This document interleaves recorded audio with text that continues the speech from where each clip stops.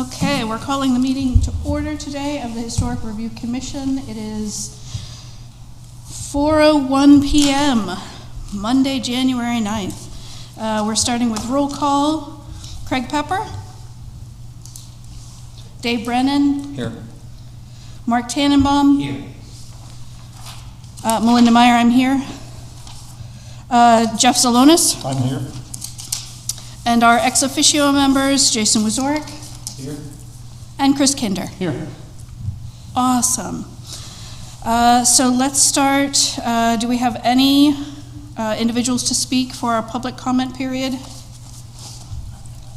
None. None. Okay. Seeing none on Zoom and none here physically, we'll move on to the next item on the agenda, which is the approval of our December 5th meeting minutes. I move that we approve. Make a second. Okay, we have a motion and a second to approve the minutes as presented. All in favor, please signify by aye. Aye. Aye. Opposed? Okay, minutes are passed. Jumping then to the old business, we have work on the historic preservation plan. Thank you all for attending the public meeting. Some of you attended multiple public meetings. Chris, would you like to say a few words about? The public meetings were they were a fantastic success. We had a lot of good feedback. It actually increased traffic to the website as well. So we're getting a lot of good feedback from those. And each meeting, there were different groups of people who attended. So I don't have the numbers. I know PACA was by far the most well-attended meeting. So thank you, Mark, for promoting that as you did. But it was just good feedback. It helped us build a lot of support for the plan and for what's going on. And so I think we were just slowly but surely building a lot of momentum and a lot of support. And I'm guessing that we'll get into greater detail when we get down to your actual report. Yeah, well, this will be kind of our report. That is your report? Because we're kind of on a time crunch now today. So, but no, with the plan itself, the next step, they took all the commentary from those meetings, all the notes that were received. They're taking that and beginning to build a plan. The next step will be a state of the city report on preservation. That should come sometime in mid-February is what I understand. And so that'll be presented, and we'll do probably some sort of workshop around that, and we'll have some sort of meeting to discuss that. And then after that is done, they'll be here at some point again, late winter, early spring, for workshops, and then it'll be drafting the plan. And by late spring, we should have a draft of the plan in place or ready for review.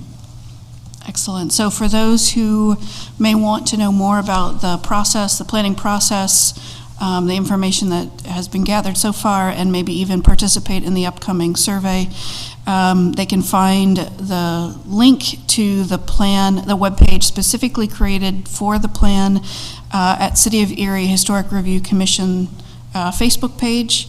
And do you recall the URL? EriePreservationPlan.com. Thank you. So next on the agenda is the rollout of the grant program that's going to be available for residential and commercial property owners of historic properties. The program is funded with American Rescue Plan Act funding. This is the program that is being administered in partnership between the Erie Redevelopment Authority as well as the City of Erie, the Historic Review Commission. And so I did speak with Aaron Snippert earlier, or late last week, who mentioned that it would be he would be working with you and the mayor to announce the opening of the grant program at an upcoming mayor's conference. Yeah, and I'm just waiting on the dates for that. It should be within the next couple of weeks, I would imagine.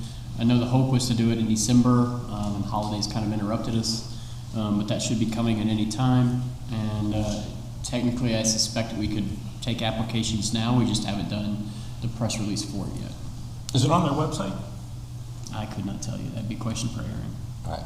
I doubt that it is because it hasn't officially been announced yet. Yeah, it's not been announced yet. Okay, but you said we could take applications. assuming, my understanding, it's official, everything's in place, we just haven't done it for an official press release Okay. yet.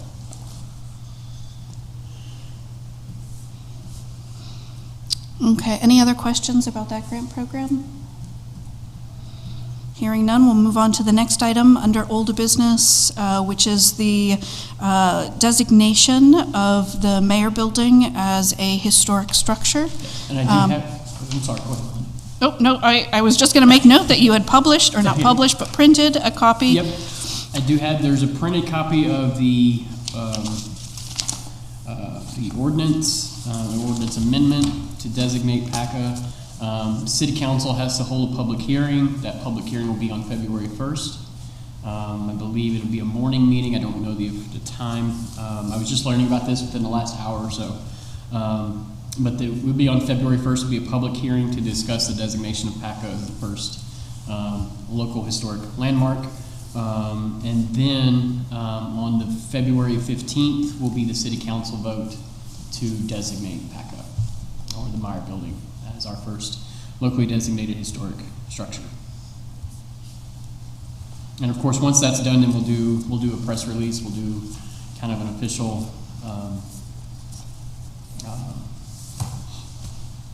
something to introduce. I don't know, ribbon cutting or something to introduce PACA as our first designation and really kind of make a show of it for sure. Excellent. Do you want to mention at all the solicitor and/or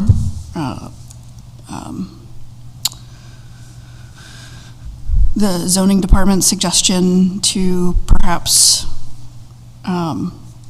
look Yes. at which properties would like to be? Yes, that is correct. So there has been a request by the zoning office to, especially as we increase the number of designations, be it local, individual, or district designations, they've requested that maybe we lump these designations into quarterly meetings, so that City Council can hold these meetings all at once. Because they'll have to do public hearings. City Council will have to do public hearings to make these designations. So it's been requested that maybe we lump these together quarterly, so that there could be a quarterly meeting to discuss whatever designations have been nominated. I think it's probably an easier thing to do, maybe a little less of a hassle. It's already kind of a prolonged process with the multiple reviews and the multiple considerations. So I think this makes it easier, and I think in the long run helps us get things going a little smoother. So I don't see an issue with doing it that way. It may make it a little easier, especially on City Council. Any questions about that? I can't picture there being that many at one time. I don't expect, not especially early on. Because we are talking about, multiple properties. Yeah, and that's One designation. Yeah, that's kind of my some of my argument is that especially early on we're not going to have a lot as things go on. I suspect maybe within a year or so we could be talking about multiple designations at a time. But definitely, if we have the problem with multiple designations, we definitely want to group those together. Yes, I can yes. definitely agree on that. Yeah. Right now I don't see very many coming right away within the next month or so. But I mean, they're coming, and once they do, I think we'll have quite a few of them, and I think it'd be easier to handle them that way instead of having multiple public meetings or a public hearing for each individual one. It might be easier to have them clumped together. Excellent. Okay. Hearing no further questions or discussion around that, we'll move on then to new business. Chris, is there anything in your report that we have not yet talked about? No, I mean, it's mostly it's covering the preservation plan. We've done a lot of work on that this month with the hearings or the workshops. Again, it's same with the grant funding. We're just waiting on that press release or that statement to be made. And then the Meyer designation. Those are all things that we've kind of really worked through in December. And then I think a lot of us were on break for the holidays, so there wasn't a whole lot of work done then. But still, a lot has happened in December. The plan is going really well. The CODA group is doing a fantastic job, and I'm really, really excited about the public engagement and feedback that we're receiving from that.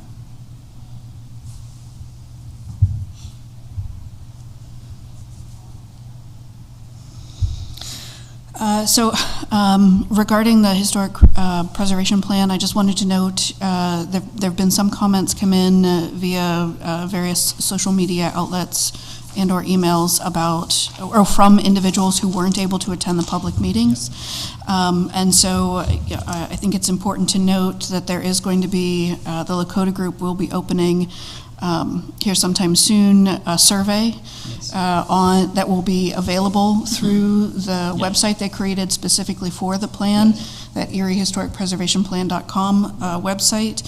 So for those individuals who maybe, again, were not able to attend one of the public meetings, there are more opportunities to provide comment specifically through the survey. Yeah, survey, and they'll also be doing, they'll have all the presentations available, the boards and everything available on the website as well for people to look at. Fantastic. And who responds to this?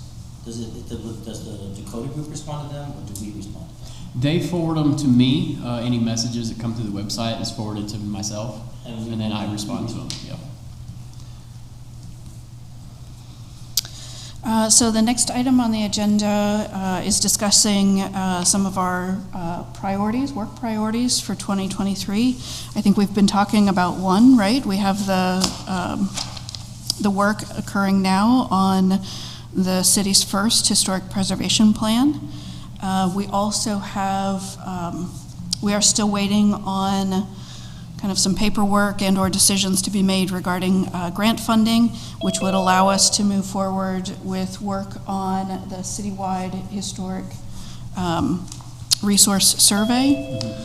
And then we also, I would suspect, have a reset on the funding opportunities for trainings through the CLG program in 2023. So we've got a number of things that we can talk about in addition to other work priorities for the upcoming year. Yes, absolutely.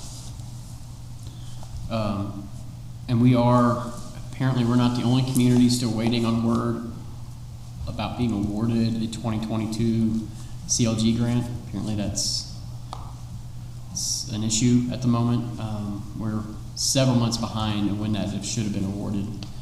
We're still waiting. We're still waiting on paperwork to close out our 2021 CLG grant. We're still waiting on paperwork to close out the mini grants that we received to do the conference that Mark and I attended in July. We're also waiting on paperwork to close out the grant that paid for our training that we hosted in September. So right now the state office is woefully behind. And hopefully that will be rectified soon. Hopefully we'll have word on that grant from last year very soon. I'm supposed to be meeting with Bill Callahan soon to kind of talk about some of those things. So hopefully he'll have an update when we meet in a couple weeks. But the grant does kind of affect how we're going to approach our survey. If we don't get that grant or hear about that grant, then we still need to do an RFP. It's been suggested that we do an RFP that mentions a phased project as funding allows. So I think that's going to have to be our approach for the survey. It would be easier to have both those grants in place, but we don't have them yet, but we need to get that RFP out as soon as possible. So I've been waiting to do that, to hear word on the CLG grant, but I haven't yet, so we're going to have to go ahead and, I think, issue an RFP and just have it stated that it'll be as funding is available. But it's not our holdup, it's the state holdup? State holdup. Are there any other comments, though, or questions pertaining to priorities for the upcoming year? I would think also we'd want to have discussions at some point around maybe how to strategically approach individual property owners to see if we, like Mark, like you stepped forward and wanted, you and your board wanted the Mayor Building or PACA Building to be designated as a historic resource by the city. There may be other individual property owners in the city that own significant historic buildings that we could approach and begin initial conversations with about that local designation of specifically historic structures. Yeah, we've always thought about that as an example of the first one, you know, Mark can did all the hard work with others, and then how could it be as an example? So maybe that's a future outreach program. That's what you're saying, Linda, is take advantage of that. You know, since Packet is already on the National Historic Register, it was kind of a no-brainer for us to do this. And again, it didn't restrict us any greater than what we've already agreed to for the federal government. Maybe there's a list of other properties, like, you know, the Masonic Temple that's on the National Historic Register, or this is just our city, or it's all countywide? City. It's just city. So I know because I know that Westville has, you know, other designations. But maybe we could get a list of those properties on the National Historic Register, and we could approach them. Like, we could be proactive, and I'd be happy to do that. Just a thought. And when Mark and I walked Federal Hill a few weeks ago to pass out flyers for the workshops, there seemed to be a lot of interest there on designation and things like that. So I think that would be a great place. I mean, there's multiple places to start. And I'd like to, owns her property. yeah, And that's an old building. and It's not a to National Historic Register. right, and to work with people who really want to do this instead of trying to force it on people, I think will help us be more successful in the future when it comes to targeting those other districts. Because by then they'll have the precedent set, right? And they'll see that it's not us trying to control everything they do with their homes. And so I think that will help in the long run. If we did get that list of properties within the city on the National Historic Register, I would absolutely encourage everyone. Yeah, and right, There absolutely. can't be more than 25, right? But eligible? No, on the National Historic Register. Oh, there's In the hundreds. city. Well, but they're included in districts. They're included in districts. Right. But not individual. So and you're really, there's probably, I think we could begin to generate a list of not just those buildings that are listed on the National Register, which clearly indicates there's an interest at some point from a property owner. But there are also property owners who own historic resources that would not be eligible for the National Register, but they have expressed interest in historic preservation, and they themselves want to treat their buildings with care when they make changes. So we can probably generate a list, even if we started with a list of 5, I think is reasonable, right? We identify 5 different property owners that we could approach as just to share information about the program. Again, ultimately, the decision to apply would come from the property owner, and certainly. So even like Roman Stefanelli, who bought the old property on State Street, you know, the Bourbon Barrel. You know, that was built by Henry Mayer also. Same guy that built our building, built the Bourbon Barrel.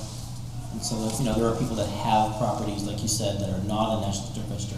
But these people are deliberately buying, you know, buildings that are cool, you know. And they want to. And they want to do it. Don't we have those one page? I know Preservation Area has one, but also the city has one on overlay districts. Isn't there a one pager that kind of describes the basics? Isn't there? I've seen that document before. Could it be good to share that maybe now that we have one that's in the process? Or Yes, but again, not just overlay districts, but individual properties, right? Yeah, kind of both. Yeah.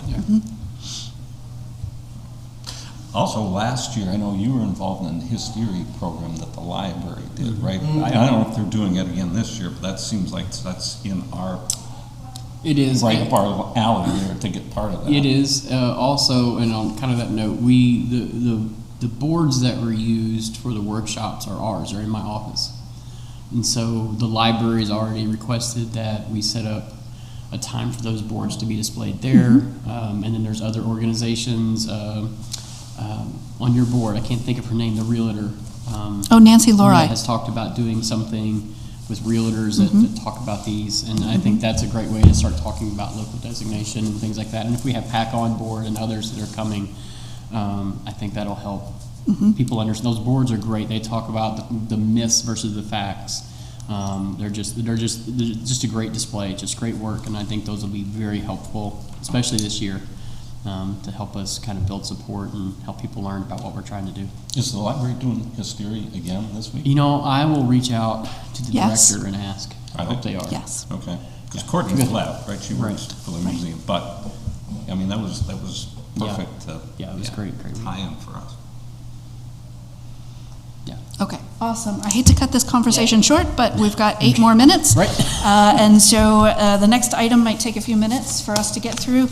We have a new year, and therefore we've got an opportunity to vote in our new officers for the Historic Review Commission. To the best of my knowledge, we have president, or chair, vice chair, and secretary. Thankfully, the city manages any funding we may get. Is that correct? What are the terms again? Everybody's term? I'm just trying to understand the full picture. Is it 3-year terms that overlap? They're staggering terms. Jeff's was for a year and had to be renewed. I'll have to find out from Dave who the next one, because somebody will have to be renewed or replaced this year. I mean, it's an easy process. The letter just. I'm just trying to understand it in case it. So they were setting, staggered. yes, so setting aside the election of the officers, you're talking about Just the terms of the of terms current for the term. commissioners. So when the HRC was originally created, one HRC member had a 1-year term, and then to Chris's point, the others were staggered. So 2 have the same term, and then the next 2 have the same term. And they are 1-year appointments for 3 I years? think they were 3 years. And Jeff's was the only 1 year, and then I think the next staggered level was 2 years, and then I think 3 years. But once, like Jeff is reappointed, it's for 3 years. But I need to find a list. Yes. I've not been able to find that since Kathy left. I have not been able to find that list of who staggered and how it staggered. So, I'm not sure if any of us may have been notified of that. I'll find out. I'll see if Okay. I can, somewhere that's documented somewhere, but it's Yeah, not. I just thought that was in the files important to that I bring into have. this conversation. So if we're electing officers, we want to make sure everyone's on the team. Right. Yeah. So for the time being, we're going to assume that everyone is legally on the team. So for 2023, do we have, does anyone want to either propose a single nomination or a slate of officers for the 2023 year, or perhaps nominate yourself? That's fine too. Again, chair, vice chair, and secretary. Those are the 3 positions that we have for officers. So right now, it is you obviously as chair, and Craig as vice chair, and then me as secretary. Yep. And the vice chair position is relatively easy, unless the chair is not present. Then the vice chair actually facilitates the meeting, but otherwise it's a. I don't think we've had one instance Right. of that this year. I think the chair has been here. We and did present. one. It's like being vice president. It's not a hard job. Right. Stage meetings. Secretary's the hard one. Yeah, secretary gets some work. It is. You've done a fine job, Jeff. I paid my dues for a year and a half. Perhaps we should have had this conversation via email before coming into the meeting. We've got 5 more minutes. All right, so I nominate Melinda as chair again for 2023. Do you want to be chair? I'm fine with it. I second it. Okay. Do we, is there, okay, so we have a motion and a second. Do we have any further discussion about the chair's position? Do we have any other nominations from the floor? Okay. Approval of the motion for at least the president's seat? Yeah. Okay. Okay, so, I mean, three of us can vote, right? Obviously, do you get a vote in that, or? I typically don't vote as president. Yeah. Okay, It just has to have. There's our vice chair. it'd be like 3. Hi, Craig. Aye. Okay. Change things. Yes. Yeah, come on over. Oh, I hear you. Okay, so we've got 2 open positions, and Jeff, you have specifically said you do not want to be secretary, That correct? is correct. That is correct. So did we vote on the chair? Yes, Yeah, okay, all right. but that means we still have Craig, we are actually voting our new officers in for 2023. And we have 2 positions that are, we have the vice chair position, and we have the secretary's position, that we are either accepting nominations or suggestions for at the moment. Okay. Well, so did someone present a slate? So the only one so far that we voted on is the president's seat, or the chair's seat, I'm sorry, I keep saying president chair. Okay, and I missed that. And that's you? I'm filling in again for 2023. He gets another year. I get another year. So we've got vice chair and secretary, and no one wants secretary because it requires work. But Jeff has said he is done with that secretary's position. He's carried it since we started. I would take a position if you needed it filled. Okay, so we've, if you would like to nominate yourself, for which one? Well, I like vice chair, but if you need a secretary, I can be the secretary. Okay. Okay, I'm all for that. awesome. That's fine. So you get to choose. Which Okay. one do you want to nominate yourself for? Well, what does the secretary do? Just Take minutes at every meeting. take the minutes at each? And then sends them to everybody. Actually, Send them to me. Send them to Oh, Chris, okay. yeah. You send it to Chris, and Chris sends it. All right, well, whichever thing you need, I could do either or both, or whatever. Do we have other, I would be happy to be vice chair, but being secretary is not my best skill set. It does require being here for the whole meeting, you know, so that you catch all the notes and stuff, so that's the. I mean, I could do that. vice chair? I could do vice chair. I could be secretary, but I haven't missed a meeting. Okay. I don't think I've missed one. Your preference is vice chair? Yes, by far. Okay, well, could you, if I am out of town or something, could you be the secretary I would be in my willing. absence? I would be willing to do that. The vice chair. The vice chair would takes be over the best. notes if Would take over the notes if the secretary is not in attendance.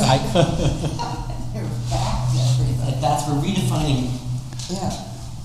job descriptions. Okay, so we have, can we have someone then formally make a motion to nominate Mark Tannenbaum as vice chair and Craig Pepper as secretary for the 2023 year? I'll nominate Mark Tannenbaum for vice chair, sorry. Everything's going back and forth. And Jean Craig for Second. secretary.